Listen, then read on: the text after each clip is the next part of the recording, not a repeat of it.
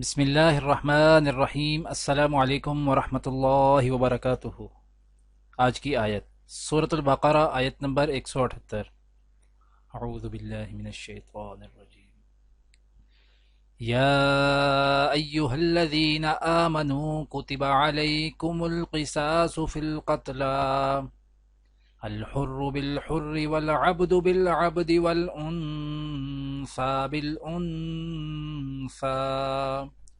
فمن عفي له من أخيه شيء فاتباع بالمعروف وأداء إليه بإحسان، ذلك تخفيف من ربكم ورحمة، فمن اعتدى بعد ذلك فله عذاب أليم۔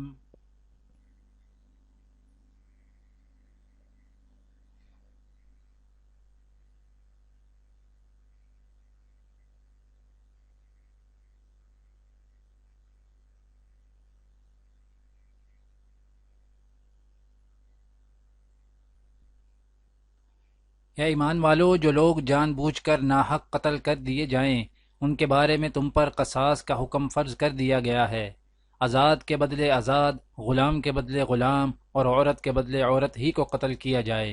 پھر اگر قاتل کو اس کے بھائی یعنی مقتول کے وارث کی طرف سے کچھ معافی دے دی جائے تو معروف طریقے کے مطابق خون بہا کا مطالبہ کرنا وارث کا حق ہے، اور اسے خوش اسلوبی سے ادا کرنا قاتل کا فرض ہے۔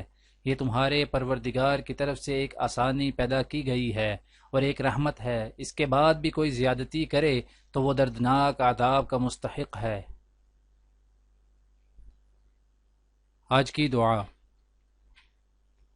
رب اغفر لی ولأخی وادخلنا فی رحمتک وانت ارحم الراحمین۔ اے رب، مجھے اور میرے بھائی کو معاف کر اور ہمیں اپنی رحمت میں داخل فرما، تو سب سے بڑھ کر رحیم ہے۔ آج کی حدیث حضرت عروہ بن زبیر اور فاطمہ بنت منظر بن زبیر سے روایت ہے کہ حضرت اسماء بنت ابو بکر رضی اللہ تعالی عنہا حالت حمل میں ہجرت کے لیے چلیں۔ جب قباء آئیں تو عبداللہ پیدا ہوئے۔